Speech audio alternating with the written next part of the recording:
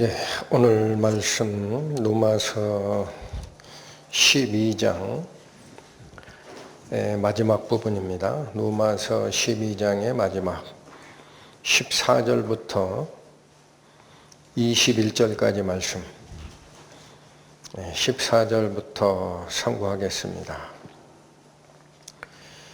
너희를 핍박하는 자를 축복하라. 축복하고 저주하지 말라. 즐거워하는 자들로 함께 즐거워하고 우는 자들로 함께 울라. 서로 마음을 같이 하며 높은 데 마음을 두지 말고 도리어 낮은 데 처하며 스스로 지혜 있는 채 말라. 아무에게도 악으로 악을 갚지 말고 모든 사람 앞에서 선한 일을 도모하라. 할 수 있거든 너희로서는 모든 사람으로 더불어 평화하라. 내 사랑하는 자들아, 너희가 친히 원수를 갚지 말고 진노하심에 맡기라. 기록되었으되 원수 갚는 것이 내게 있으니 내가 갚으리라고 주께서 말씀하시니라. 네 원수가 줄이거든 먹이고 목마르거든 마시오라. 그리함으로 네가 숯불을 그 머리에 쌓아 놓으리라. 악에게 지지 말고 선으로 악을 이기라. 기도하시겠습니다. 하나님 아버지, 오늘 저희는 하나님을 믿고 쫓아가는 저희 크리스찬들이 저희와 생각이 다른 세상 사람들을 대할 때 어떤 마음으로 대하고 그들에게 복음을 전해야 하는지 그 자세에 대하여 살피고자 하오니 말씀을 열어 깨닫게 하시고 깨우치는 그 말씀대로 저희의 생각과 행보 옮겨가는 삶 살아갈 수 있도록 저희 손을 잡아 인도하여 주옵소서. 예수님 이름으로 기도 올립니다. 아멘. 지난주에 저희가 살폈던 것은 어떤 자세로 성도를 섬겨야 하는가라는 내용이었습니다. 어떤 자세로 한 몸을 이루는 크리스찬들, 성도들을 섬길 것이냐. 오늘 살피고자 하는 14절에서 마지막 절까지는 이제 그 성도를 핍박할 세상 사람들이 있습니다. 성도를 핍박할 세상 사람들과는 어떻게 살아가야 하느냐라는 이야기입니다. 그래서 그 큰 주제를 마음속에 담으시고 14절로 들어갑니다. 14절. 너희를 핍박하는 자를 축복하라. 축복하고 저주하지 말라. 자, 이게 오늘 살펴야 되는 내용의 가장 핵심입니다. 이게 이해가 안 되면 그 뒤로 나오는 15절에서 21절까지는 뜬구름 잡는 이야기가 됩니다. 이게 어떻게 가능하며 무슨 뜻이냐라는 거죠. 그래서 저는 생각하기를 저뿐만이 아닙니다. 이 복음을 알고 깊게 연구했던 사람들은 일치된 의견이 있습니다. 하나님을 믿고 따른다라는 종교가 크게 보면 세 개가 있어요. 유대교가 있습니다. 구약 성경만 믿죠. 또 유대교에 예수님이 선지자이다라는 이야기까지는 믿는데 그 예수님이 십자가에 죽은 것은 실패다. 그래서 새로운 선지자, 새로운 메신저를 보냈다. 그분의 입을 통해 발표되는 것을 따라야 한다라는 게 이슬람이에요. 이게 예수님 오신 후에 500몇 년대에 태어난 사람이 가브리엘 천사의 말을 들었다 하고 접어낸 게 꾸란이라는 이슬람의 경전인데, 이 사람들은 명목상으로 아브라함을 인정하기 때문에 구약 성경을 부인하지 않아요. 누구를 부인하느냐? 예수 그리스도를 부인합니다. 그리고 우리는 구약 성경과 신약 성경까지를 다 믿는 그리스도인입니다. 이 그리스도라는 게 뭐예요? 그리스도가 무슨 뜻이에요? 기름 부음 받은 자. 히브리어로 얘기하면 메시아, 구세주. 이 세 가지 종교가 크게 보면은 하나님을 믿는다라는 종교인데, 유일하게 이 가르침만큼은 기독교적 가르침입니다. 그걸 오늘 같이 상고를 하고 싶었습니다. 자, 예수님 입에서도 그걸 선언을 하신 데가 있습니다. 마태복음 5장 갑니다. 신약 7페이지 펴보십니다. 마태복음 5장 43절과 44절. 참고로 이 마태복음 5장에서 시작하는 산상수훈이라고 하죠. 산상설교. 이것은 예수님께서 복음을 열어 제치는 선언입니다. 과거에 이렇게 됐던 이야기들이 있다. 과거에. 그래서 살인하지 말라라는 말을 너희가 들었지 않냐. 그러나 나는 너희에게 이르노니 하고 바꿔내요. 또 간음하지 말라라는 말을 너희가 들었지 않냐. 그런데 나는 너희에게 이르노니 하고 마음의 문제를 예수께서 지적을 하십니다.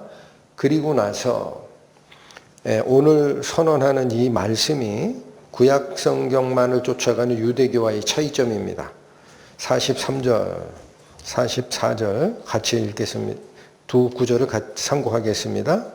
43절, 또 내 이웃을 사랑하고 내 원수를 미워하라 하였다는 것을 너희가 들었으나 나는 너희에게 이르노니 너희 원수를 사랑하며 너희를 핍박하는 자를 위하여 기도하라. 자, 여기서 43절에 보면은 내 이웃을 사랑하고 라는 말씀이 나옵니다.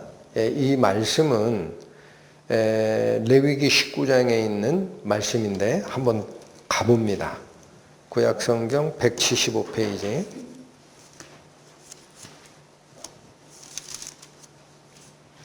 구약성경 175페이지입니다. 레위기 19장 17절 말씀. 너는 내 형제를 마음으로 미워하지 말며 이웃을 인하여 죄를 당치 않도록 그를 반드시 책선하라. 두 가지를 요구를 하는 거죠. 형제를 마음으로 미워하지 말고, 또 하나가 있습니다. 내 마음만 제대로 가지고 있으면 되는 게 아니에요. 이어지는 말씀은 이웃을 인하여 죄를 당치 않도록. 이 말은 내 옆에 같이 살고 있는 이웃이 잘못하는 일이 있어서 그냥 놔두면 죄값을 치러야 되는 상황이 돼요. 그러면 내 이웃을 인하여 죄를 당치 않도록 그를 반드시 어떻게 하라?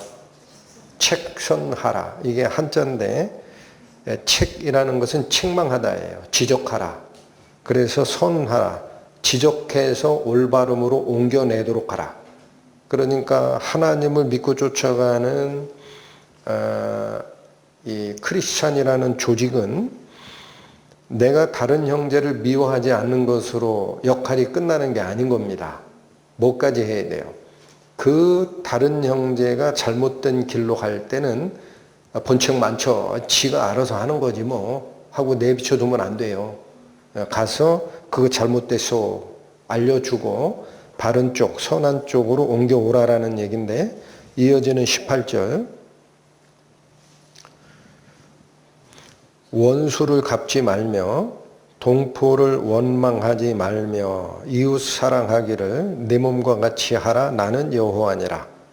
자, 그래서 여기 18절에 제일 하반부에 이 말씀 나오죠? 이웃 사랑하기를 어떻게 하라? 내 몸과 같이 하라. 그래서 하나님 말씀이다라고 딱 도장을 찍어놨습니다. 그런데 여기 주의할 사항이 이겁니다. 18절의 앞에도 원수를 갚지 말라라는 말이 있죠. 여기서 얘기하는 이 18절의 원수를 갚지 말라라는 이야기는 오해하시면 안 됩니다. 17절과 18절에 문맥이 있어요. 문맥이 뭐냐면 내 형제, 내 이웃과는 마음으로 미워하지도 말고 그 사람이 잘못했다고 원수도 갚지 말고 동포도 원망하지 말고 내 몸을 사랑하듯 사랑하라라는 이웃사랑이라는 큰 카테고리 속에서 한 얘기입니다. 그래서 자 이거를 가져오신 게 제가 읽어드릴게요. 그냥 아까 살폈던 마태복음 5장의 43절이 또 내 이웃을 사랑하고 라는 이 말입니다. 예수님께서 하신. 근데 그 뒤에 말씀이 뭐냐면 내 원수를 미워하라 하였다는 것을 너희가 들었으나 이렇게 말씀하셨어요. 그러면 성경에서 내 원수를 미워하라라고 직접 기록된 성경은 없습니다. 하나님이 미움을 조장하실 수가 없죠. 그래서 이것은 기록된 특정 구절을 얘기하는 게 아니고 구약 성경의 가르침 중에 하나님을 쫓아가는 무리인 동포와 이웃들에게는 원망을 되돌려 주지도 말고 마음으로 미워할 것도 아니고 그 사람이 죄를 지을 때도 본체만체할 게 아니라 좋은 쪽으로 말씀을 전하여 인도하라라는 공동체 의식이 있었습니다. 공동체 의식이. 그런데 하나님이 보시기에 악한 민족들이 있어요. 그들과는 원수 맺으라라고 되어 있어요. 그래서 이 부분을 살피겠다라는 겁니다. 신명기 23장 구약 297페이지로 갑니다. 신명기 23장 3절에서 6절 살핍니다. 신명기 23장 3절 암몬 사람과 모압 사람은 여호와의 총회에 들어오지 못하리니 그들에게 속한 자는 10대뿐 아니라 영원히 여호와의 총회에 들어오지 못하리라. 자, 어떤 한 두 민족인데 이게 사실은 아브라함의 조카 롯이 난 두 민족입니다. 그것도 부정하게 났어요. 그래서 이 두 민족이 하나님의 회중에는 못 들어온다라는 얘기입니다. 그리고 이유가 있어요. 그 혈통적인 문제뿐만 아니라 4절 그들은 너희가 애굽에서 나올 때에 떡과 물로 너희를 길에서 영접하지 아니하고 자 이스라엘 백성이 430년간의 이집트의 노예 생활을 하다가 드디어 해방이 돼서 풀려나올 때도 그 광야길을 걷는 사실상 뭐예요? 삼촌과 조카들이 난 민족들이잖아요. 그런데도 와서 고생했다 하고 맞아준 게 아니다라는 거예요. 그리고 어떻게 했다? 너희를 영접하지 아니하고 메소포타미아의 부돌 사람 부올의 아들 발람에게 뇌물을 주어 너희를 저주케 하려 한 적이 있다라는 거예요.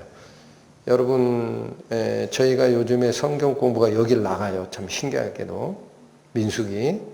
그래서 음성 파일 필요한 분들 잘 들으시기 바랍니다. 그래서 바로 이 짓을 했어요. 이 짓을. 그래서 하나님을 통해서 자기들이 이스라엘 민족하고 전쟁에서 이길 가능성을 못 봤어요. 너무나 많거든. 60만 대군이거든. 그래서 오히려 유명한 선지자 발람을 통해서 그가 믿는 최고의 신 여호와에게 이 민족을 저주케 하면 어떨까 하고 그 짓을 했다라는 거예요. 그래서 5절 내 하나님 여호와께서 너를 사랑하심으로 발람의 말을 듣지 아니하시고 그 저주를 변하여 복이 되게 하셨다. 너의 평생에 그들의 평안과 형통을 영영히 구하지 말라. 자, 이것은 하라라는 얘기에 영원히 그들은 쳐내라라는 뜻이에요. 그렇죠. 그러면 여러분 구약 성경이 이들을 쳐내라 했던 것은 뭐냐? 하나님의 회중에 들어오지 못할 죄를 짓고 있고 하나님의 대적자가 됐다라는 뜻입니다. 두 가지예요. 그래서 이런 경우에 구약 성경은 그들과는 갈라서라라는 이야기를 하는 겁니다. 한 군데 또 봅니다. 신명기 25장 구약 300페이지입니다. 신명기 25장 17절에서 19절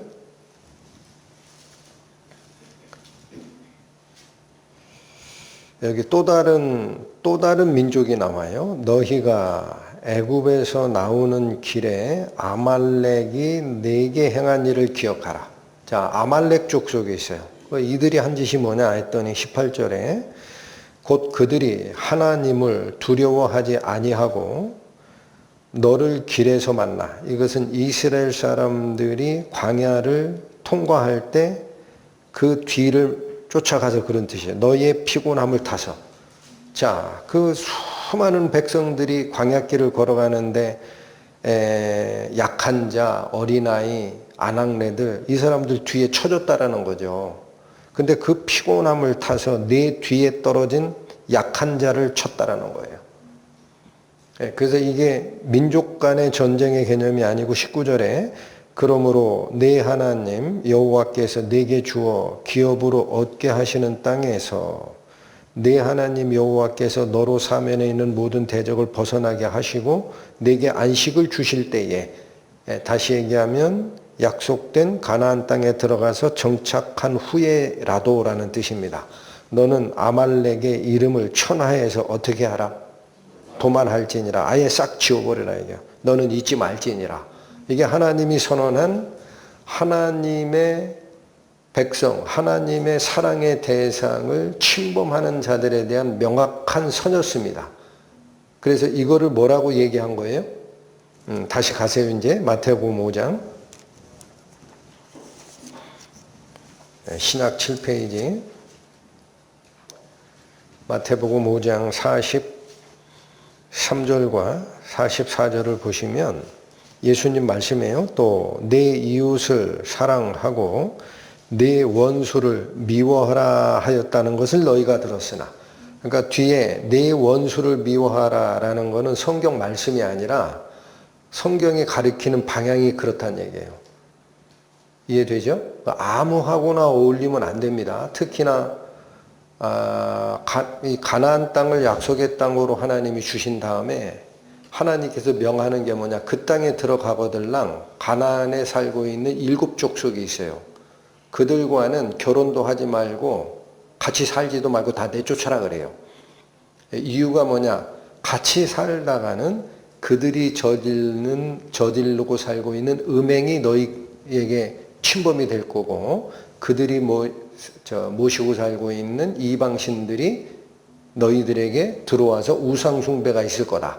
그들과는 절교해라. 이 말씀들이 있었다는 얘기예요. 그런데 44절 보세요. 나는 너희에게 이르노니 너희 원수를 어떻게 하며? 사랑하며 너희를 핍박하는 자를 위해서 어떻게 하라? 여러분, 기도하라는 얘기는 무슨 말이에요? 기도하라. 하나님께 부탁하여 그들에게 은혜를 주세요라고 하라라는 거예요. 자, 이게 말이 됩니까, 여러분? 말이 됩니까? 근데 이게 누구 입에서 선언되고 있는 거예요? 그리스도 입에서 선언됩니다. 그래서 기독교만이 가지고 있는 유일한 가치입니다. 그래서 제가 아까 3가지 종교를 넓게는 하나님의 말씀을 쫓아간다라고 하는 종교 3가지, 유대교, 이슬람, 기독교 얘기했는데, 이슬람도 잠깐 우리가 잘 모르는 게 많아요. 그래서 한번 보십니다. 슬라이드 준비하시고. 자, 저기 화면에 보이는 지금 조명이 잘 비춰지는지 모르겠습니다. 저 바탕이 초록색이에요. 요거 끝나고 나셔서 필요하시면은 인터넷에 사우디아라비아 국기하고 찾아보세요. 딱 뜹니다. 저게 진파란색입니다, 바탕이. 그런데 거기 우리가 모르는 꼬불꼬불 쓴 저 글씨가 하나가 있고 밑에 칼이 한 자로 놓여 있죠. 저게 뭐냐라는 건데 요거를 우리말로 바꾸면 이 뜻입니다. 알라 외에 신은 없으며 무함마드는 알라의 사도이다. 이게 저 이슬람의 가르침을 쫓아가는 핵심 구절을 저기 적은 거예요. 그거만 쫓아가면 되지. 왜 국기에 칼이 있느냐 이거예요. 칼이. 이제 이건 무슨 뜻이냐면, 자, 저기 꾸란의 9장 5절 말씀을 제가 갖다 번역기에 돌렸어요. 너희가 발견하는 불신자들마다 살해하고 그들을 포로로 잡거나 그들을 포위하라. 자, 지금 오늘 우리가 살피는 예수님께서는 원수를 죽여라 했어요? 사랑하라 그랬어요? 여기는 어떻게 하라 그랬어요? 죽이래. 또 꾸란 47장 4절 말입니다. 그러므로 너희가 불신자들을 만나거든, 그러니까 이슬람을 쫓아가지 않는 이교도를 만나면 그런 뜻이에요. 이들이 가장 싫어하는 이교도가 기독교입니다. 유대교와. 그들은 만나면 배신자니까 반드시 죽이라 그래요. 그러므로 너희가 불신자들을 만나거든 그들의 목을 쳐서 학살을 자행한 후에 그들을 포로로 확보하라. 그런 다음 전쟁이 끝날 때까지 은총의 행위로 또는 몸값으로 그들을 풀어주어라. 여러분, 저 말 딱 보는 순간 무슨 생각 나십니까?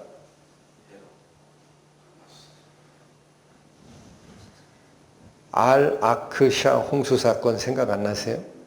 네. 오늘이 2025년 10월 12일인가요? 거의 2년 넘었습니다. 2023년 10월 7일 날 났어요. 알-아크샤 홍수 사건. 그게 뭐냐면 이스라엘 가자 지구에 살고 있는 무장단체 하마스가 국경선을 뚫고 이스라엘 땅에 침입을 해서 군사적으로 한 게 아니에요. 평안히 놀고 있는 일반 백성들 1200명을 몰살합니다.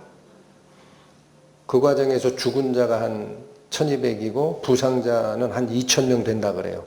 민간인을. 그 다음에 그냥 가면은 안 되니까 240명의 포로를 잡아갔어요. 그리고 지금 협상하죠. 지금 이거 아닙니까? 그러므로 너희가 불신자를 만나거든 그들의 목을 쳐서 학살을 자행한 후에 그들을 뭐로 확보하라?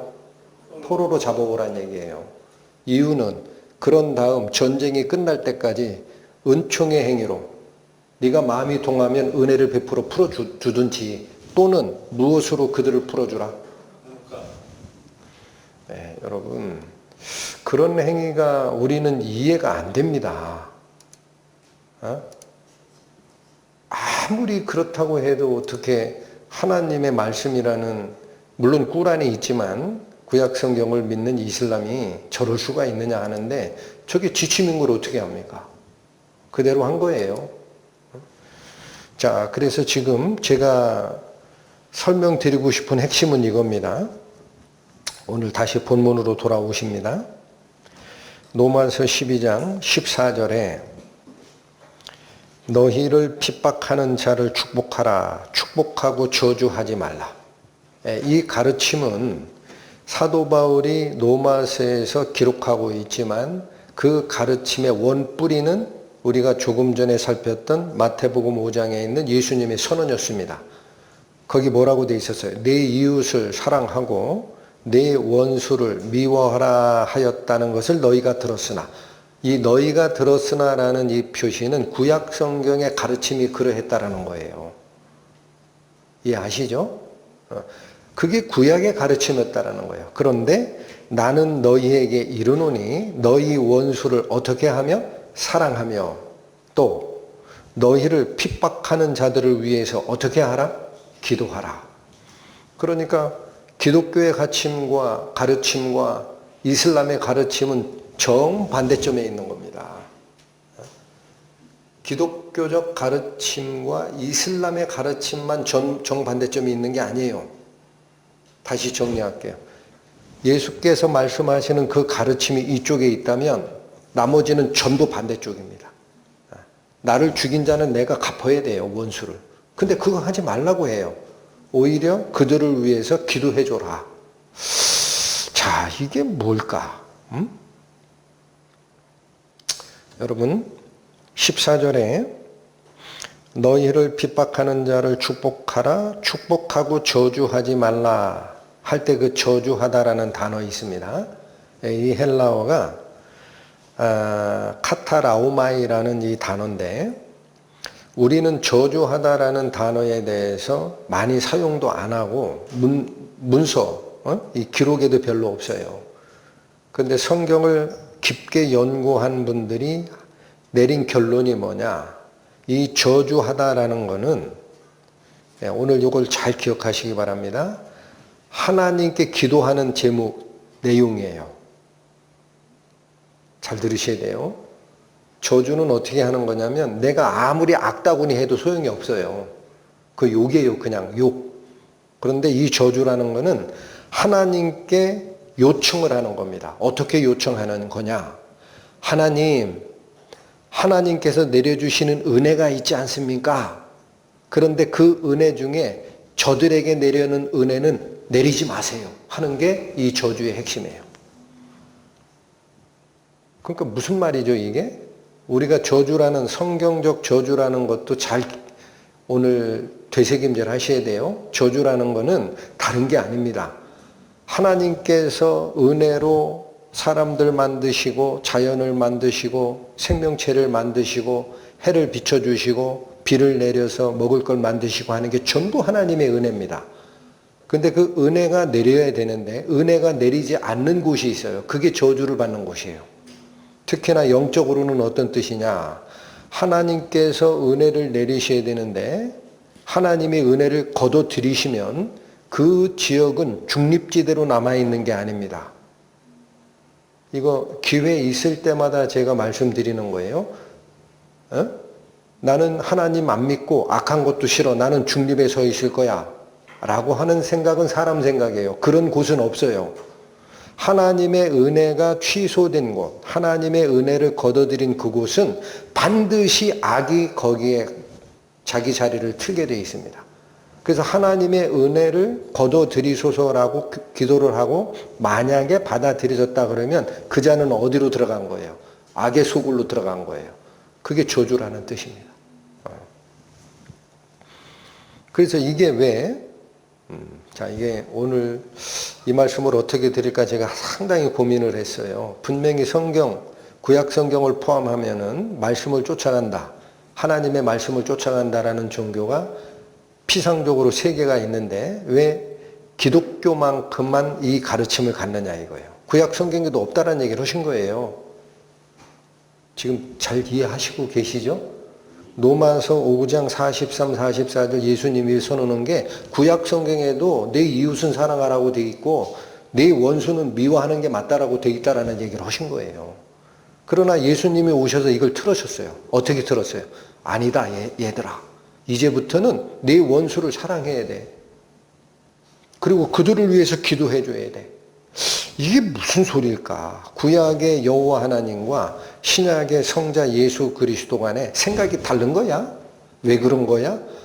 왜 그런 걸까요? 네? 강단에서 선포되는 말씀을 피동적으로만 듣지 마시고 생각을 하세요. 왜 그런 거예요? 여호와 하나님하고 성자 예수 그리스도하고 다르신 거예요, 생각이? 자, 여기 잘 들으셔야 됩니다. 구약에는 인간의 죄 문제를 해결하기 전입니다. 그래서 죄를 짓고 있는 사람은 죄가 그와 연합이 되어 있기 때문에 같은 대상이에요. 그래서 하나님은 죄와는 같이 하시지 못해요. 죄와는. 그래서 나를 싫어하고 나를 배척하고 다른 신을 쫓아가고 죄 짓는 게 일상인 사람들은 그 사람을 멀리하라고 한 겁니다. 그 사람을 멀리하라. 그런데 예수님이 오셔서 한 일이 있어요. 무슨 일을 했어요? 죄를 사람과 분리시켜 놨습니다. 다시요. 예수께서 오셔서 한 일이 뭐다? 죄를 사람과 분리시켜 놨어요. 잘 들으셔야 됩니다. 복음의 핵심입니다. 사람은 용서받을 대상이야. 죄는 저주받고 지옥에 쳐넣어야 될 악한 거야. 그래서 이 역할을 예수께서 당신의 몸에 지고 다 끝낸 겁니다. 그러니까 예수님이 오셔서 한 일이 뭐냐? 누가 묻는다면 사람을 죄와 분리시키는 일을 하신 거다. 그분이. 그러니까 이제 죄 문제는 예수께서 다루시는 거예요. 본인이 성자 하나님으로서 모든 일을 다 해내셨어요. 그러면 죄와 분리된 인간이 있습니다. 이 죄와 분리된 인간은 예수 그리스도의 은혜로 용서를 하시려고 불려온 거죠. 그러니까 이 사람 저주하라고 하면 돼요, 안 돼요? 그러니까 뭐 해달라는 거예요? 사람을 미워하지 마라. 얘들아, 죄는 내가 해결한다.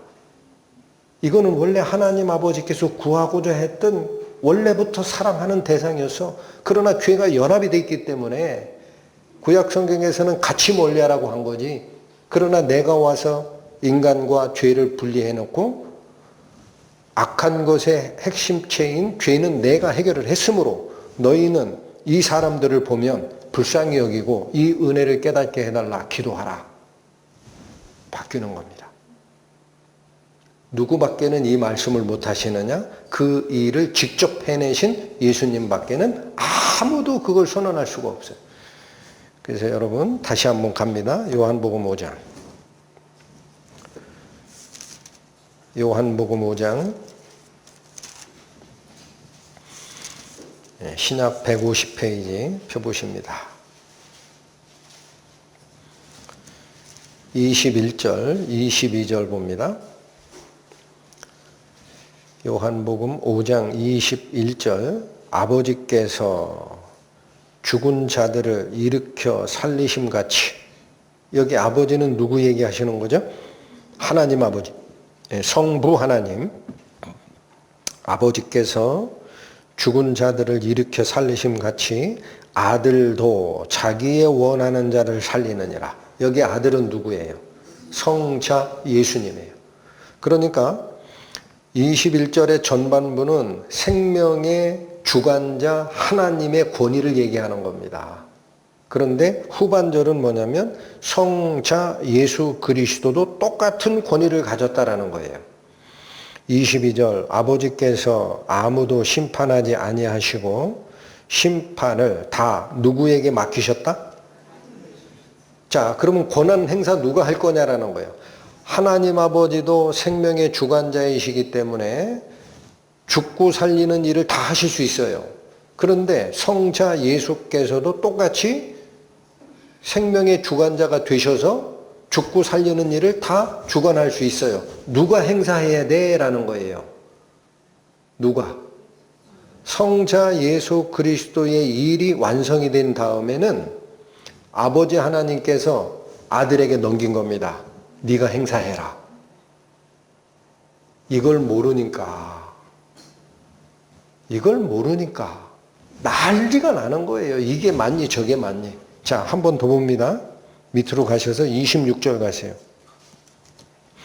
아버지께서 자기 속에 생명이 있음같이 아들에게도 생명을 주어 그 속에 있게 하셨고, 이게 영원한 생명을 공유하셨다라는 거예요.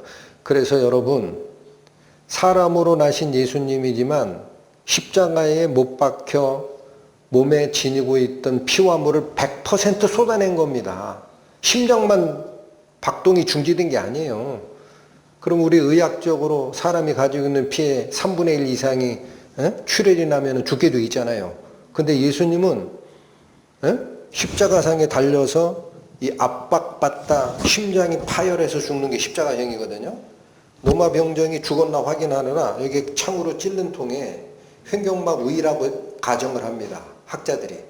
그래서 거기에 고여있던 물과 피를 100% 쏟았다라고 돼 있어요. 살 수가 없어요, 여러분. 잘 기억하셔야 돼요. 의학적으로 살 수 없는 상황이었는데 장사한 후 3일 만에 어떻게 했어요? 부활하셨어요. 이게 무슨 생명이라는 거예요? 육체적 생명 아니고 하나님, 성부 하나님이 가지고 있던 그 생명, 성자 예수님과 같이 공유했기 때문에 지옥의 권세를 이기고 부활하신 것이다 라는 거예요.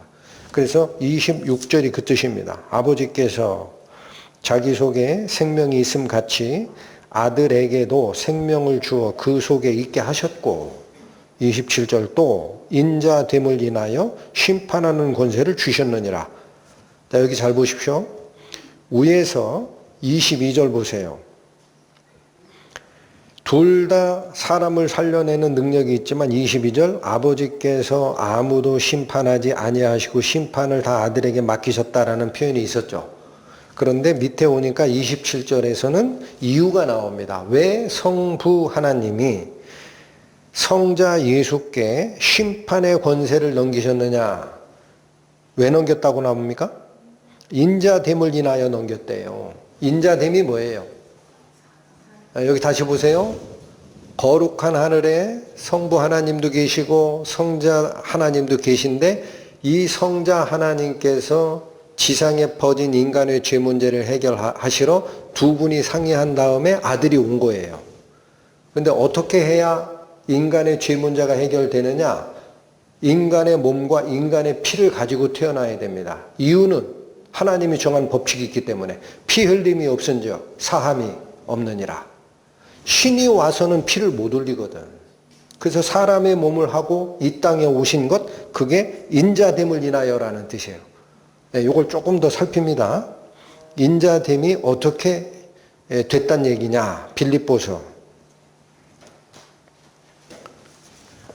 2장 신약 320페이지 펴보십니다. 빌립보서 2장 6절에서 11절 봅니다. 6절 그는 근본 하나님의 본체이시나. 자, 본질상 같은 분이다라는 뜻입니다.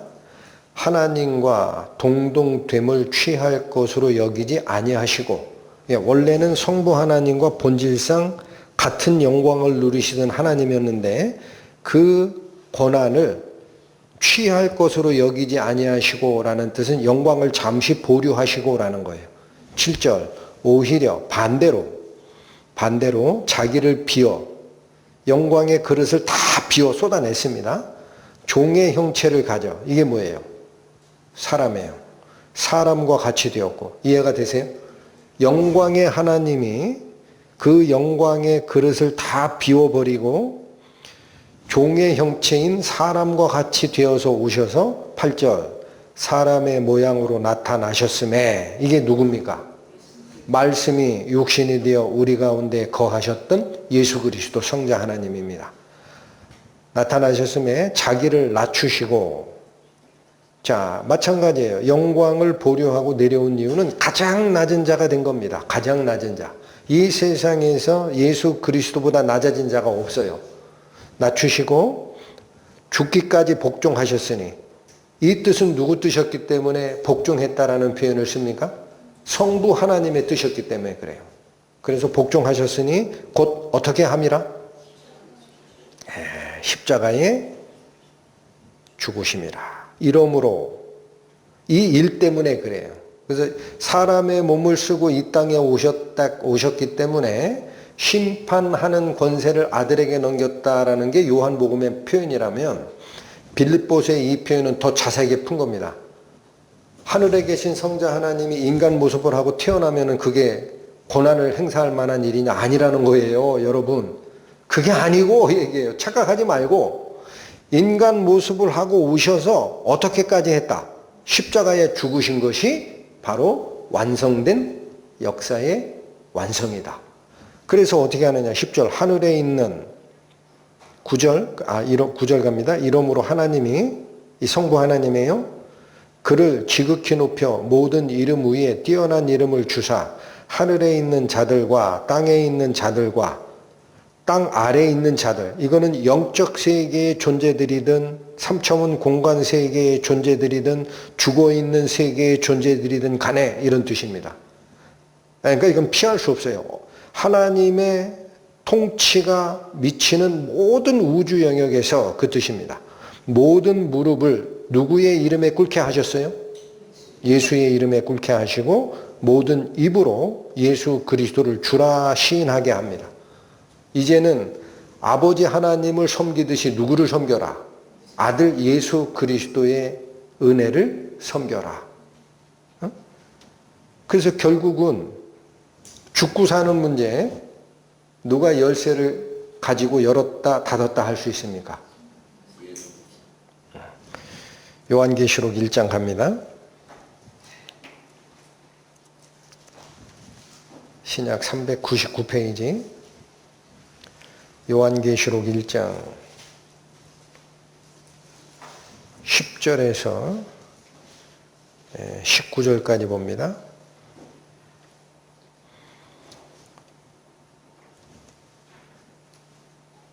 (10절부터) 봅니다. 주의 날에 내가 성령에 감동하여 내 뒤에서 나는 나팔소리 같은 큰 음성을 들으니, 이게 사도 요한이 계시를 보는 거예요.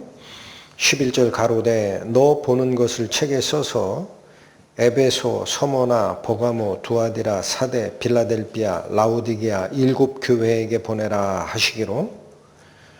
12절 몸을 돌이켜 나더러 말하는 음성을 알아보려고 하여 돌이킬 때 7 금촛대를 보았는데 촛대 사이에 누구 같으니? 사람의 모습을 한 사람, 한 분이라는 거예요. 인자 같으니가 발에 끌리는 옷을 입고 가슴에 금띠를 띠고 그 머리와 털의 희기가 신 양털 같고 눈 같으며 그의 눈은 불꽃 같고 그의 발은 풀무에 단련한 빛난 주석 같고 그의 음성은 많은 물소리와 같으며. 이건 사도 요한이 실제로 보는 그대로 그냥 기술하는 겁니다. 자기가 이해 안 돼도 눈에 보이는 거 그대로 적어서 7 교회에게 알려줘라 라고 했기 때문에 그래요. 16절 그 오른손에 7 별이 있고 그 입에서 좌우에 날선 검이 나오고 그 얼굴은 해가 힘있게 비추는 것 같더라. 내가 볼 때에, 자 여기까지가 요한이 본 모습이에요. 내가 볼 때에 그 발 앞에 엎드려 죽은 자 같이 되매. 왜 이래요? 그 영광 앞에 눈을 똑바로 들고 서 있을 사람이 없거든요. 하나님의 영광을 본 자는 다 이렇게 됩니다. 누구도 이런 모습으로 굴복당했습니까? 사도 바울. 다메섹으로 가다가 하늘에서 어마어마한 밝은 빛을 보고 엎드려서 이런 모습을 했죠. 이게 하나님의 영광을 만난 자들이 그 영광 앞에 무릎 꿇는 모습입니다. 되매 그가 오른손을 내게 얹고 가라사대. 자 이제 보십시오. 정체를 밝힙니다. 두려워 말라. 나는 처음이요 나중이니. 이게 알파와 오메가예요. 이게 무슨 뜻이에요? 처음에도 있었고 마지막에도 존재하는 자다. 영원 전부터 영원 후까지 존재하는 자다. 18절 곧 산자라. 내가 전에 죽었었노라. 자 이거 누구예요? 예수님이에요. 죽었다 산 자. 볼지어다 이제 세세토록 살아있어. 자 죽고 부활하신 후에는 영원히 살아있는 생명의 근원이 되셨다라는 거예요. 살아있어서 사망과 음부의 열쇠를 가졌노니. 자 열쇠를 무슨 열쇠를 가졌다 그래요? 사망과 음부의 열쇠. 그게 뭐예요? 예수님 안 믿는 사람들은 죽으면 염라대왕 앞으로 간다 그러죠? 들어보셨죠? 염라대왕이 아니라 예수님이 열쇠를 가지고 있어요. 지옥문의 열쇠를. 사망과 음부의 열쇠. 음부라는 건 어두울 음자, 고울 부자, 어둠의 영역, 어둠의 세상. 그게 죽음의 세계거든. 거기에 들어갈지 말지 열쇠를 누가 가지고 있다?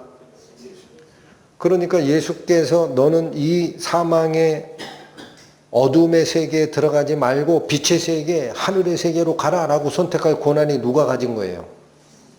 예수님이 가지신 거예요. 이걸 뭐라고 한 거다? 요한복음에서는 심판하는 권세를 받았다라는 거예요. 알았어요? 살릴지 말지 생사여탈권을 누구의 손에 다 넘겼다? 예수님의 손에 넘겼다. 그러니까 지금 그걸 본인이 증언을 하시잖아요. 음부를 18절 봅니다. 곧 산자라 내가 전에 죽었었노라. 볼지어다 이제 세세토록 살아있어 사망과 음부의 열쇠를 가졌노니 그러므로 내 번 것과 이제 있는 일과 장차 될 일을 기록하라. 여러분, 사람과 죄가 연합이 됐을 때가 있습니다. 이 상태에서는 죄와 멀어지려면 사람 자체와 격리돼야 돼요. 그게 원수예요. 그게 원수예요. 그런데 예수께서 오셔서 뭐를 분리해냈어요? 사람과 죄를 분리해내셨습니다. 하고 죄 문제는 내가 해결을 한다. 사람은 용서받을 대상인데 네가 억지로 나를 거부하지 않는 한은 내 은혜가 너에게 갈 거야. 그런데 네가 만약에 나를 거부하지? 믿을 수 없어. 그게 어떻게 신이야 사람이지? 사람들이 꾸민 얘기겠지. 이러저러한 이유로 예수 그리스도께서 살아계신 성자 하나님이었다라는 사실을 받아들이지 않는 자는 예수님의 은혜가 거기에 미치지 않습니다. 그럼 지가 찾아가는 거예요. 자기 죄를 다시 가지러 가는 거예요. 예수 필요 없어요. 내가 잘못한 거는 내가 알아서 책임질게. 본인이 지옥 간다는데 어떻게 막습니까?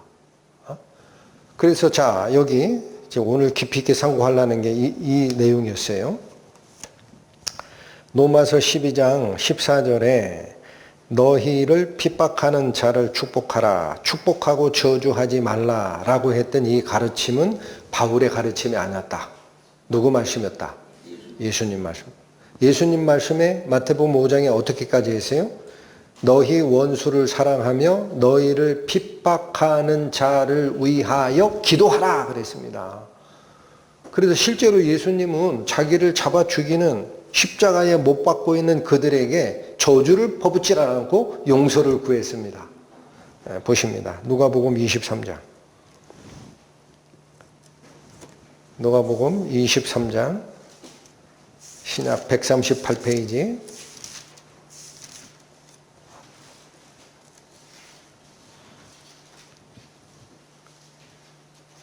32절에서 34절 봅니다. 예수께서 십자가에 못 박혀 달리던 그 모습입니다. 32절 또 다른 두 행악자도 사형을 받게 되어 예수와 함께 끌려가니라. 해골이라 하는 곳에 이르러 이게 골고다라는 표현이죠. 거기서 예수를 십자가에 못 박고 두 행악자도 그렇게 하니 하나는 우편에 하나는 좌편에 있더라. 이에 예수께서 가라사대 아버지여 저희를 사하여 주옵소서 자기의 하는 것을 알지 못함이니이다 하시더라. 여러분 예수께서 십자가에 못 박혀 돌아가시는 순간에도 뭐를 구했습니까? 자기를 잡아 죽이는 원수쥐가 아닌 그들에게 하나님 저들의 죄를 사하여 주소서 하고 기도했어요.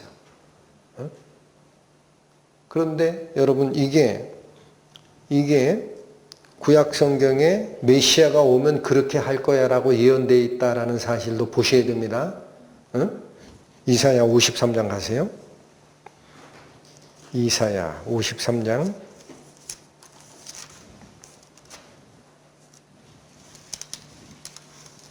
구약 1032페이지 펴보십니다. 이사야 53장 10절 보십니다. 여호와께서 그로 상함을 받게 하시기를 원하사. 자, 예수님께서 고통을 받는 이것은 예수께서 여호와의 선지자이지만 실패해서 그래요? 하나님이 원래 원하신 거예요. 그러니까 이슬람이 뭘 몰라도 한참을 모르는 겁니다. 예? 다시 보세요. 여호와께서 그로 상함을 받게 하시기를 원하사 질고를 당케 하셨습니다.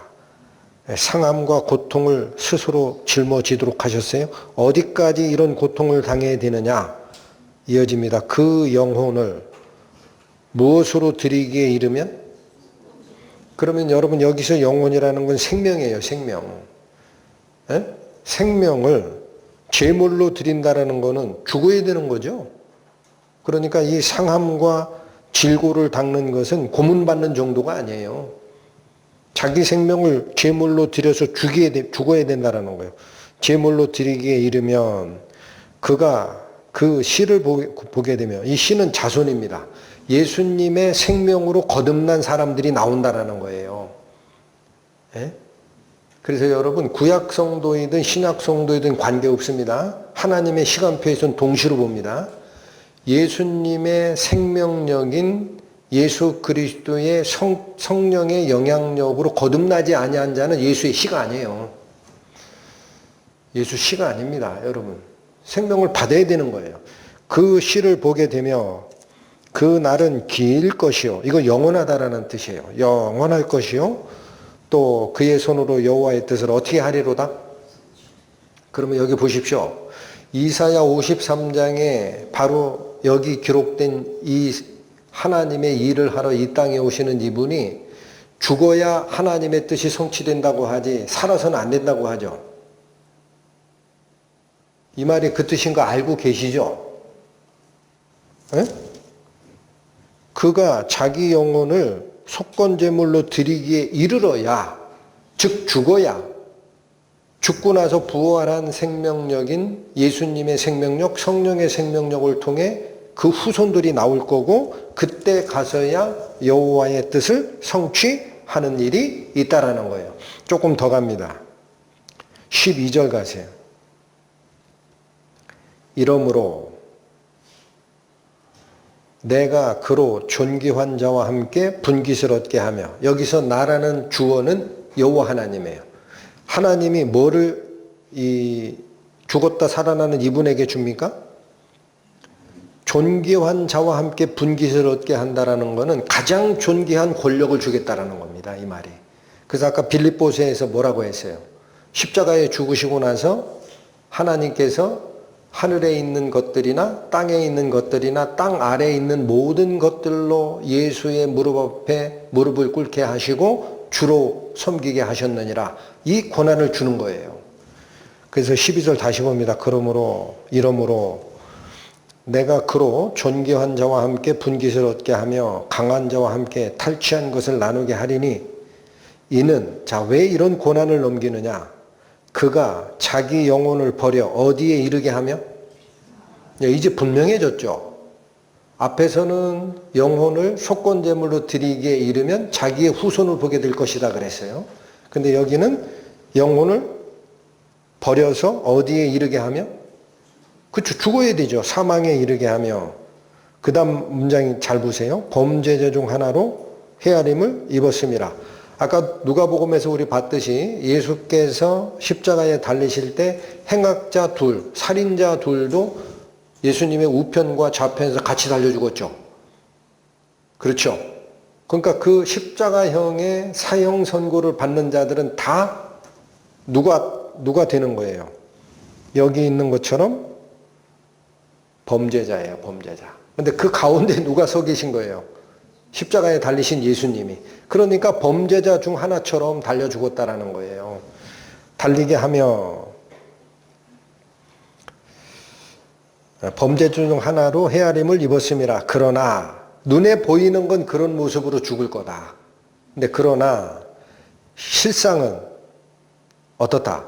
그가 많은 사람의 죄를 지며 모든 세상 죄를 다 지고 간 거잖아요. 그 다음 또 하나, 범죄자를 위하여 어떻게 하였느니라? 여러분 이사야 53장에서 나오는 의로운 종 메시아가 할 일이 예수님의 일생에 그대로 적용돼서 성취된 게 아닙니까? 그런데 왜 이슬람에서는 예수 그리스도가 선지자 중 하나이지만 십자가에 달려 죽은 것은 실패한 선지자요? 그래서 그 후에 500년 정도 지난 다음에 무함마드라는 다른 선지자를 알라께서 선택하셔서 가브리엘 천사를 통해서 확실한 복음을 전했다라고 얘기를 합니까? 답답할 노릇이지. 이 이사야 53장이 메시아 장이기 때문에 지금 정통 유대교에서 회당에 안식일마다 성경 한 챕터씩 읽는 게 있거든요. 예배 순서에. 이거 금지서예요. 못 읽게 해놨어요. 응? 유대교에서. 이사야 53장은 금지서야. 그거 읽으면 안 돼. 읽으면 어떻게 되니까? 아, 이게 예수님이구나 알아버리니까. 아, 그럴 거 아니겠습니까? 어? 아, 이렇게 한 사람이, 이 사람이 누구야? 했더니, 예수구만. 어? 답답할 노릇이죠. 자, 그래서 오늘 다시 본문으로 돌아오십니다. 로마서 12장 14절이 그런 뜻이었다라는 겁니다. 근데 왜 우리도 이렇게 하라고 하는 거죠? 자, 이제 예수께서 마태복음 5장에서 선언했던 말씀, 내 원수를 미워하라 라는 것을 너희가 들었지만, 구약 성경의 가르침을 그렇게 이해했지만, 나는 너희에게 이르노니 너희 원수를 사랑하고 너희를 핍박하는 자를 위해서 기도하라 라고 하신 이 예수님의 가르침을 받은 게 14절인데, 지금 사도 바울이 로마서를 쓰고 있을 때는 이 명령을 누구한테 준 거예요, 지금? 예? 우리한테 준 거 아니에요? 그 당시에 로마에 있던 크리스찬들에게 준 거 아니에요? 그럼 예수님께서 주신 명령을 이렇게 주는 이유는 뭐냐면, 우리가 바로 예수께서 명하신 그것을 전하는 전도자로 살아가야 되기 때문에. 가능합니까? 안 됩니까? 가능합니까? 안 됩니까? 자기중심적인 육체의 마음을 가진 우리들은 누가 나한테 아마 한 1,000만 원만 빚지고 안 갖고 도망가면 지구 끝까지 쫓아가려고 할 거예요. 그래요, 안 그래요? 이게 어떻게 가능해요? 우리가 하는 게 아닙니다. 누가 해주시는 거예요? 여기도 한번 보십니다. 갈라디아서 2장 신약 304페이지 펴보십니다.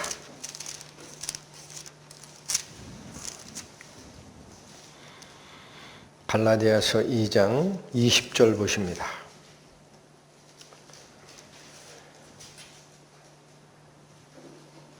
내가 그리스도와 함께 십자가에 못 박혔나니, 이거 죽은 거죠. 그런즉 이제는 내가 산 것이 아니래요. 그럼 누가 살았어요? 오직 내 안에 그리스도께서 사신 것이라. 여러분, 이게 실제가 돼야 됩니다. 옛날 나를 이끌어오던 나의 옛 자아는 죽고 십자가에 죽고, 이제는 내 속에 누가 살았다? 예수님이 살아나신 거예요. 그러니까 생명의 주체가 바뀌어진 거예요. 다시 이제 내가 육체 가운데 사는 것은, 그렇다고 내가 육체가 죽은 건 아니거든요. 그러니까 육체적 삶을 그 이후에 계속 영위해 가는 것은 그 뜻입니다. 나를 사랑하사 나를 위하여 자기 몸을 버리신 하나님의 아들을 믿는 어디 안에서 사는 것이라. 그러니까 이게 없으면 옛날 내가 죽고 내 속에 그리스도의 생명력이 성령의 거듭남으로 실제로 싹이 난 것이 아니면, 성경 말씀을 읽고 귀로 듣고 아무리 이해해도 그 사람에게는 그 예수의 씨가 없는 거예요. 이사야 53장에 얘기한 대로 자기 영혼을 버려 속건 제물로 드리기에 이르면 그의 날은 길 것이요 그가 자기 씨를 볼 것이라. 자기 씨를 보게 됩니다. 자기 자손. 그래서 이게 된 사람들은 이 명령을 받으라. 자, 로마서 다시 오십니다. 그래서 14절에 이 굉장히 중요한, 여러분 이 로마서 12장 14절을 사도 바울이 쓰는 이유는 뭘까요? 뭘까요? 로마서를 쓰고 나서 불과 10년도 안 돼가지고 그 당시 전 세계를 지배하던 로마 제국으로부터 크리스찬들은 어마어마한 박해를 받습니다. 다 잡아 죽입니다. 이거 예상한 거예요. 그래도 그들에게 저주하라, 저주하지 말라. 15절, 그러면 어떻게 이 복음을 전하느냐? 15절, 즐거워하는 자들로 함께 즐거워하고 우는 자들로 함께 울라. 자, 여러분, 이게 사실은 지난주에 살폈던 한 몸으로 연합된 지체들에게 요구했던 거죠. 기억하시나요? 네, 그때 고린도전서 12장 은사장 찾아드리면서 알려드린 말씀이 있습니다. 만일 한 지체가 고통을 받으면 모든 지체도 함께 고통을 받고, 한 지체가 영광을 받으면 모든 지체도 함께 즐거워하나니. 기억나세요? 네, 이게 한 몸을 이루는 그 연합체에게 요구했던 말입니다. 근데 그걸 지금 어떻게 하란 얘기예요? 15절은 누구를 향한 마음 자세예요?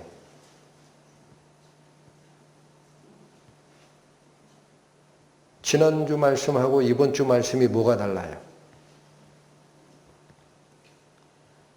네?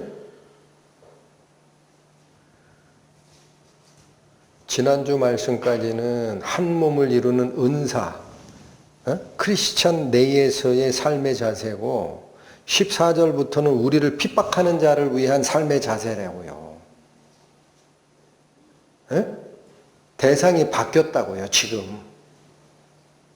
그래서 15절은 뭐냐면, 다시요, 지난주에 살폈던 한 몸을 연합하여 한 몸을 이루는 지체들 사이에 그렇게 당연히 되게 돼 있는 것은 당연한 명령이고, 그런 뜻입니다. 당연한 명령이고, 지금 15절을 얘기하는 이유는 너희를 핍박하는 자들을 대할 때에도 그 마음 그대로 가란 얘기예요.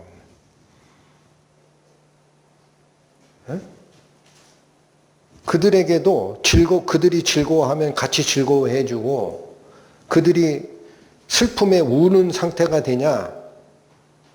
그러면 같이 울어주란 얘기예요. 왜 이게 필요합니까? 그게 그들의 마음과 내가 함께 하고 있다라는 사인을 그들에게 주는 겁니다. 나 진정으로 너하고 얘기하고 싶은 게 하나가 있어. 그 뭐예요? 그 모든 문제를 해결하신 성자 예수 그리스도의 은혜가 있어. 한번 들어볼래? 라고 해야 복음이 전해지지. 그럴 거 아니겠습니까? 그들이 즐거워할 때 같이 참여하지 않고, 그들이 고통당할 때 같이 참여하지 않고, 멀뚱멀뚱 서 있다가 잠깐 일로 와봐봐. 내가 좋은 얘기 하나 해줄게. 예수께서 이 문제 해결하신 거 너 알아? 해봐야 그 복음이 들어갑니까? 이해가 되시겠죠? 진심으로 대하라는 얘기예요. 그들의 고통과 그들의 즐거움에 진심으로 연합하는 마음을 가지라. 16절. 서로 마음을 같이 하며, 여러분 여기도 마찬가지입니다. 서로 마음을 같이 하라라는 이 말씀은 한 지체, 그러니까 여러 지체가 한 몸을 이룰 때 이걸 강조했던 거죠. 그 마음의 자세를 다시 가져오더란 얘기예요. 이방인을 대할 때도 같이 분열되지 마라. 그 뒤에 말씀입니다. 서로 마음을 같이 하며 높은 데 마음을 두지 말고 도리어 어디에 처하라? 낮은 데. 그 다음에 스스로 지혜 있는 채는 하지 말라. 여기도 잠깐 한번 봅니다. 거기 낮은 데라는 이게 명사인데, 헬라어 원어가 이게 위치를 얘기하는 거냐 사람을 얘기하는 거냐 가지고 계속 연구를 해냈는데 아직 결정이 안 났어요. 그래서 우리 개역 성경은 낮은 데 처하라라는 포지션을 얘기하는 걸로 얘기를 해놨어요.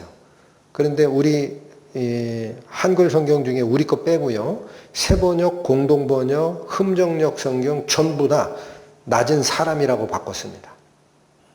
우리 그렇게 읽어주신 게 좋아요. 그러니까 이게 뭐냐면 외부인을 향한, 세상 사람들을 향한 그리스도의 복음을 전할 때 도리어 낮은 사람과 같이 하라라는 뜻이에요. 이 말이. 낮은 대가 아니라 낮은 사람이에요. 처하며라는 것도 있죠. 그렇지 않아도 어려운데 자꾸 문법적으로 해석해가지고 그래도 그걸 파야 될 땐 파야 돼요.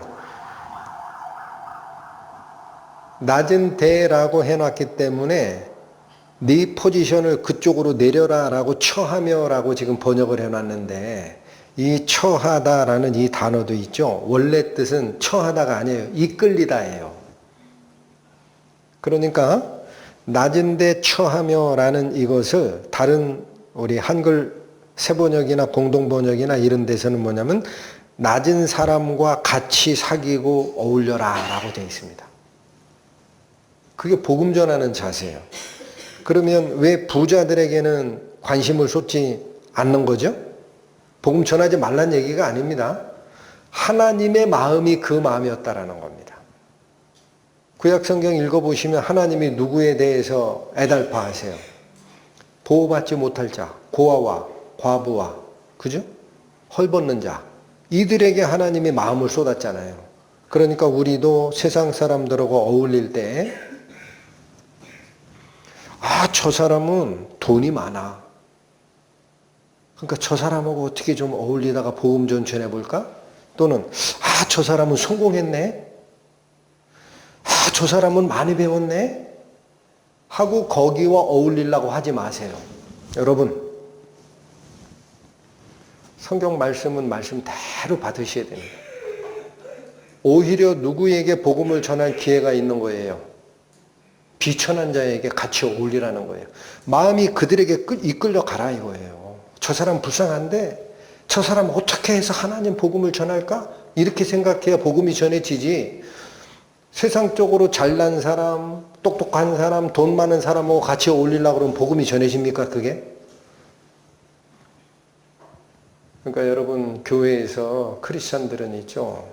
세상 사람들이 가지고 있는 그런 생각을 버려야 되고요. 상위 몇 프로 이런 얘기는 하면 안 돼요. 내가 지금 만나는 사람이 상위 5%야. 그런 얘기를 하시면 안 된다고. 어디로 하라? 높은 데 마음을 두지 말라는 게 무슨 뜻이에요? 여기도 높은 데가 뭐겠어요 그러면? 높은 사람들 세상적으로 잘난 자, 성공한 자, 돈 많은 자, 똑똑한 자 그들하고 같이 어울리려고 생각하지 말고 어디에다 마음을 이끌려라. 비천한 자.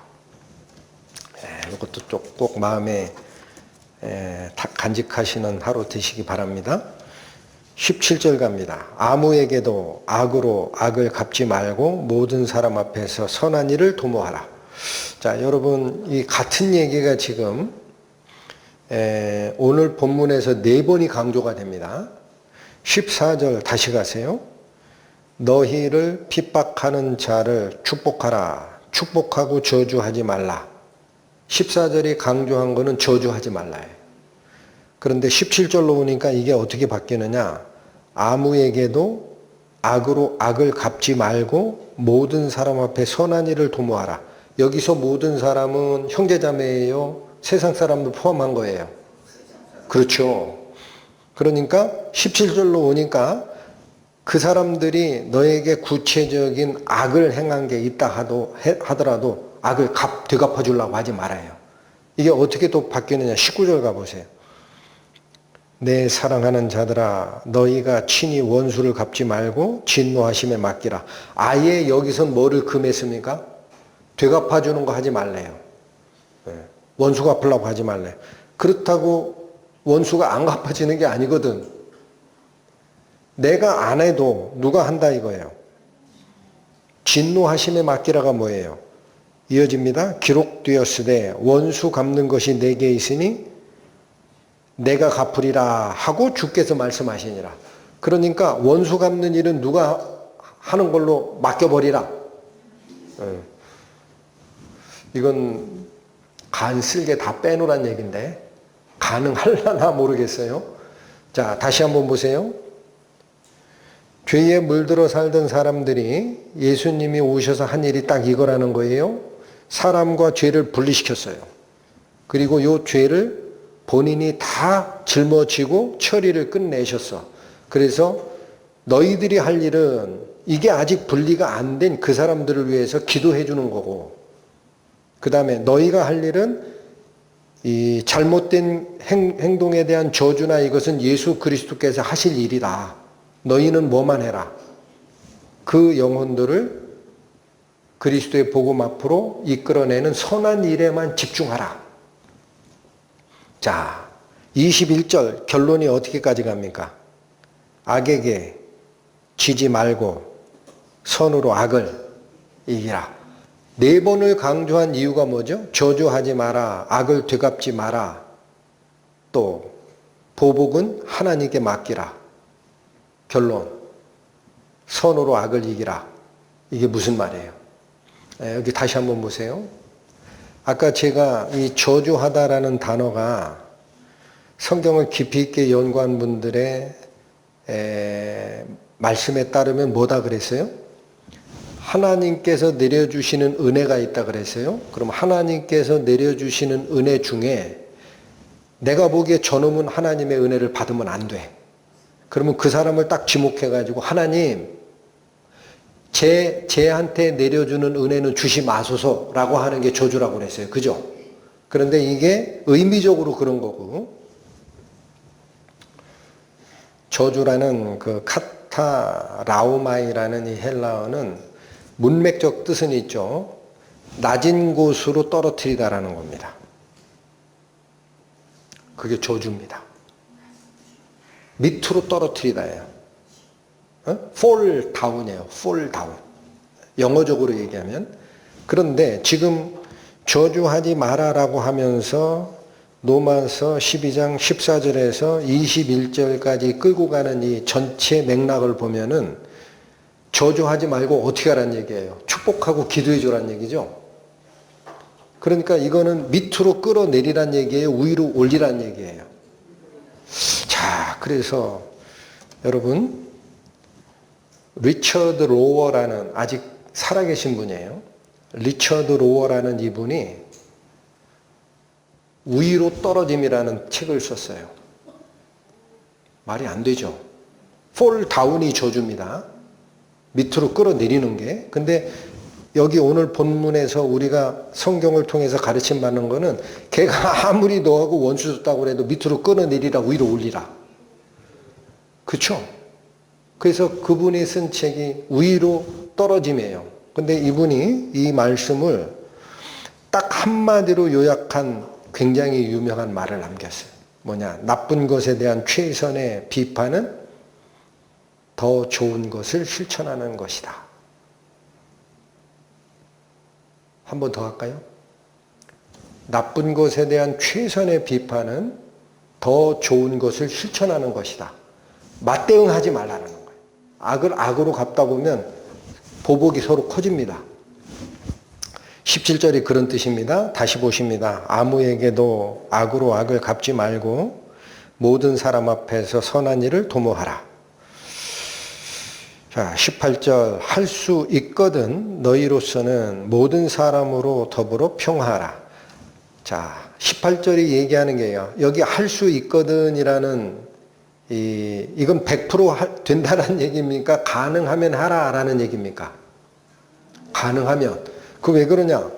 성도들을 핍박하는 사람이 죽이고자 달려들면은 결국은 화평이 안 되거든요. 그런데 내가 할 수 있는 한은 모든 사람과 화평하라는 얘기가 크리스천만 하고 화평하라는 얘기가 아니죠. 세상 모든 사람하고 다 화평하라. 여러분 그 지체 한 몸을 이루는 지체들에게는 이 화평의 명령이 할 수 있으면입니까? 완전한 명령문으로 나갔습니까? 너희끼리 화목하라. 기억하시죠? 근데 이방인을 대해서는 할 수 있거든 안 될 가능성도 있거든요. 그 로마 대핍박 시대에는 크리스찬들이 되갚아주는 그 보복을 전혀 생각을 안 했어요. 그래가지고 로마 병정들이 잡아가면 그냥 그대로 다 잡혀 죽었거든요. 그 나중에 로마사나 이런 데 보면은 저들은 누구냐 그랬어요. 저들은 누구냐? 왜 죽냐? 그냥. 왜 반항을 안 하느냐? 그래서 그 시대가 한 300년 지나간 다음에 로마 전체가 기독교로 복음화됩니다. 콘스탄티누스 황제 때. 그래서 바로 이게 복음을 전하는 가장 기본적 정신 자세다라는 거죠. 19절 내 사랑하는 자들아 너희가 친히 원수를 갚지 말고 진노하심에 맡기라. 기록되었으되 원수 갚는 것이 내게 있으니 내가 갚으리라고 주께서 말씀하시니라. 20절 내 원수가 줄이거든 먹이고 목마르거든 마시오라. 그리함으로 내가 숯불을 그 머리에 쌓아 놓으리라. 자, 요게 좀 어렵죠. 여기 이 구절이 잠언 말씀을 가져온 겁니다. 그래서 원문으로 갑니다. 잠언 25장 보세요.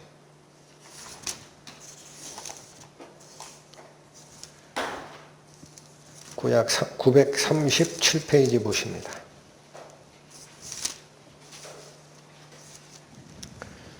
잠언 25장 21절 22절 봅니다. 내 원수가 배고파 하거든 식물을 먹이고 목말라 하거든 물을 마시오라. 똑같죠? 22절 보세요. 그리하는 것은 핀 숯으로 그의 머리에 놓는 것과 같다. 요거 가져온 거예요. 근데 뭐를 안 가져오셨어요?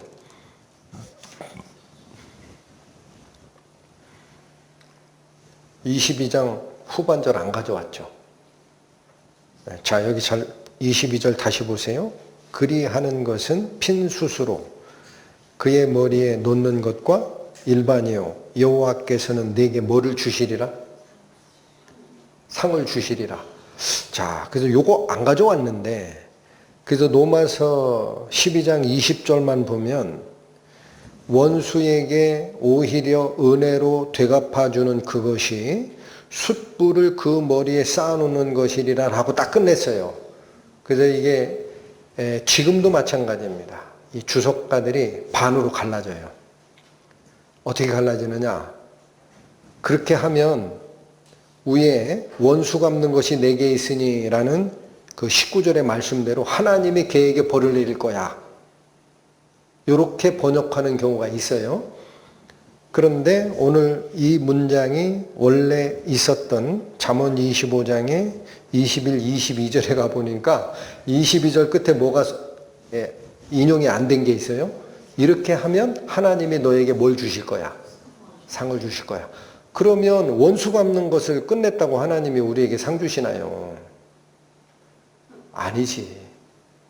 그래서 여기 핀 숯을 그 사람의 머리에 쌓아 놓는다라는 말은 인용한 원문인 잠언 25장 22절에 생략된 그 말씀을 통해서 볼 때는 여긴 의견이 일치합니다. 걔가 회개하게 하라는 얘기예요. 회개하게 하라. 여러분 이사야서에 보면 이사야 선지자가 이사야 6장인가 가니까 하늘에 천상의 회의 장면을 보잖아요.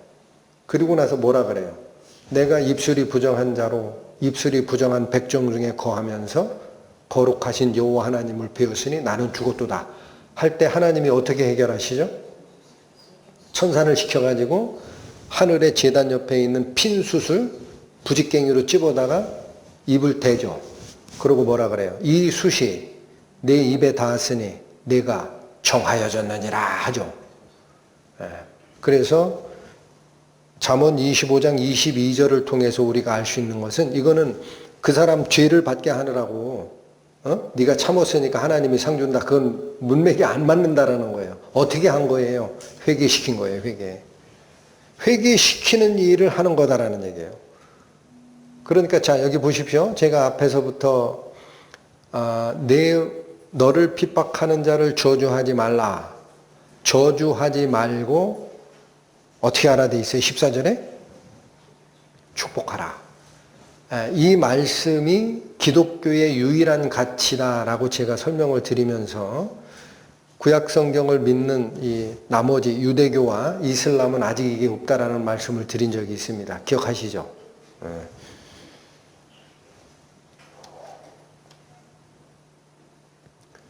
그리스도의 복음을 전할 때입니다. 여러분, 그리스도의 복음을 전할 때 원수 갚는 마음이 들어가면 안 돼요. 원수가 배고프면 같이 먹여주고 목마르면 물 주는 마음으로 해야 그 사람이 뭐예요? 감동하는 겁니다. 얘네들은 이런 사람들은 본 적이 없다. 뭐냐 쟤네들? 뭐야? 왜 그냥 죽어? 반항이라도 하고 죽어야지. 그들의 가르침이 뭔데? 하고 그제서 돌아옵니다. 이게 회개하는 거예요. 여러분 다니엘서 12장 가보십니다. 다니엘서 12장 구약 1255페이지 보십니다.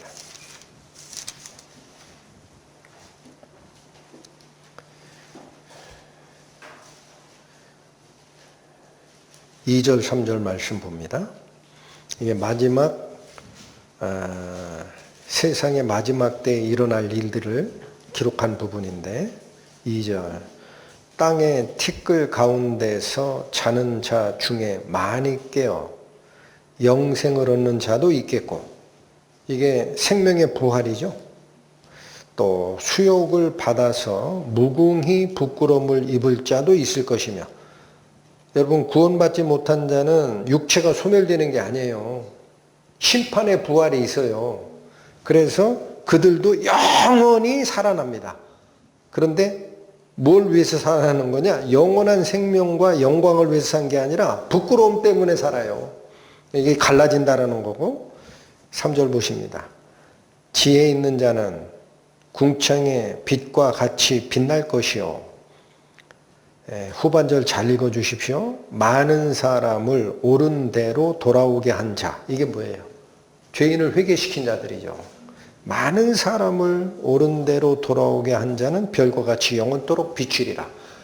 그러니까 여러분 다니엘서 12장 3절의 말씀처럼 오늘 로마서 12장 20절 내 원수가 줄이거든 먹이고 목마르거든 마시우라 그리함으로 네가 숯불을 그 머리에 쌓아놓으리라 했던 이 말씀은 어떻게 하라는 얘기냐면, 그들이 너희에게 악한 일을 해도 선으로 되갚아 주면 그들이 생각이 바뀔 거다라는 얘기예요. 네가 믿고 있는 그 진리가 뭔지 내가 궁금해진다. 그 뭐냐? 너희들은 왜 반항을 안 하느냐? 이렇게 물을 거다라는 얘기예요. 그게 많은 사람을 올바른 곳으로 돌아오는 일이 되고 전도의 핵심 포인트가 된다. 아멘 하십니까? 빌립보서 3장 갑니다. 신약 321페이지.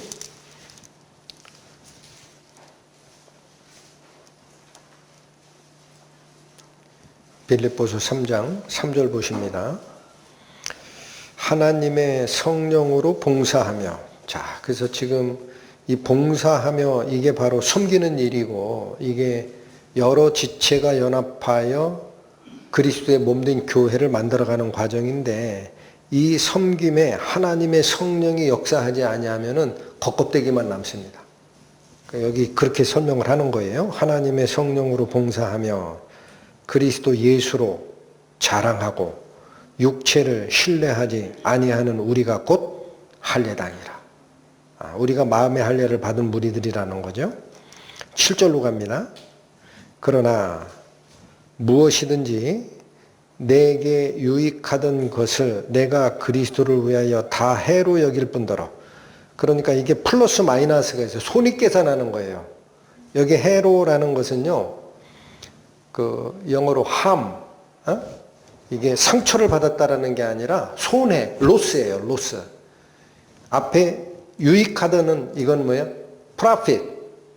그러니까 손익 계산하는 거예요, 지금. 그래야 정확하게 이해가 가요. 사도 바울이 지금 무슨 얘기를 하는 거냐면, 내게 이익이 되던 그것을 그리스도를 위해서 손실로 여겼대요. 그러니까 세상에서는 잘나고 자랑하고 돈 많이 벌고 하는 게 다 플러스입니다. 요즘에 금 모으기 운동하고 금 투자하는 분들 많죠? 금값이 2배 올랐다고 좋아하는데, 그건 세상 사람들이 플러스 보는 거고, 그게 예수 그리스도를 섬기는 과정에서는 마이너스란 얘기예요. 손해야, 손해.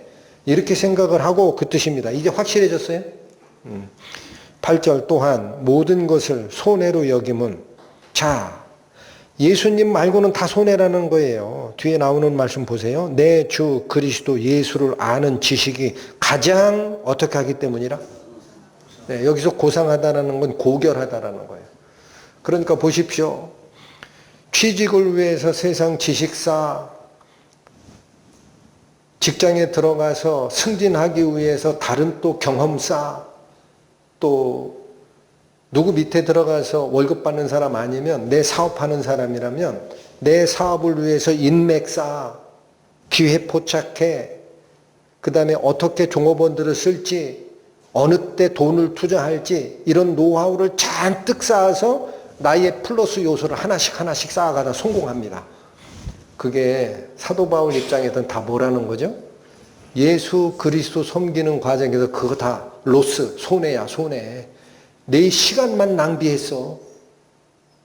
아멘. 내 정력만 낭비했다니까? 그럼 뭐가 가장 고결한 건데? 8절. 또한 모든 것을 손해로 여김은 내 주 그리스도 예수를 아는 지식이 가장 고결하기 때문이라. 그래서 뒤에 뭐라고 나와요? 내가 그를 위하여 모든 것을 잃어버리고 뭐로 여겼다? 배설물 좋아서 여기 주머니에 가지고 다니시는 분. 배설물 보기도 싫죠? 냄새나죠? 내 몸에 있던 게 나온 거라도 내 몸에 있을 땐 몰라요. 나오는 순간 코를 딱 틀어봤잖아요. 아이고, 그것처럼 내버리는 이유가 딱 하나입니다. 어떻게 하려고? 그리스도를 얻기 위해서. 그래서 이게 바로 오늘 사도 바울이 로마서 12장 맨 뒤쪽을 통해 우리에게 주는 가르침이 아닌가 싶습니다. 자, 21절. 이게 결론이라 그랬어요. 14절에서 시작해서 저주하지 말라. 17절로 가서 악을 갚지 말라. 19절로 가서도 잘못한 게 있으면 하나님의 진노하심이 해결할 테니까 너는 그들에게 진노를 바라지 말라. 21절 최종 결론. 악에게 지지 말고 선으로 악을 이기라. 이 마음 자세가 그리스도를 믿고 쫓아가는 크리스찬들과 적대 관계에 갈 수밖에 없습니다. 갈 수밖에. 그렇게 할 수밖에 없는 세상 사람들을 향한 예수께서 품으셨을 만한 마음입니다. 그 마음 그대로 가지고 가야 된다. 오늘의 가르침이 저희들 일상생활에 실제 실천되는 은혜가 있기를 원하면서 기도하고 마치겠습니다. 하나님 아버지, 그리스도 예수를 통하여 선포하신 하늘의 진리, 과거에 너희가 죄와 연합되었지만 예수 그리스도를 통하여 사람과 죄를 분리한 후에는 더 이상 사람을 저주하거나 미워하지 말라 하신 이 말씀 은혜로 받습니다. 저희가 이방인을 향하여 불신자를 향하여 그리스도의 사랑의 가슴으로 접근할 때라야 그리스도를 통해서 이루어진 복음의 은혜가 그들의 마음속에 전달될 수 있음을 또한 확인하였습니다. 이 은혜의 말씀이 저희 가슴에 울려 퍼지게 하시고 남은 시간도 그 말씀을 조차 저희 삶의 걸음걸이 옮겨놓는 자 될 수 있도록 저희 손을 붙잡아 인도하여 주옵소서. 예수님의 이름으로 기도 올립니다. 아멘.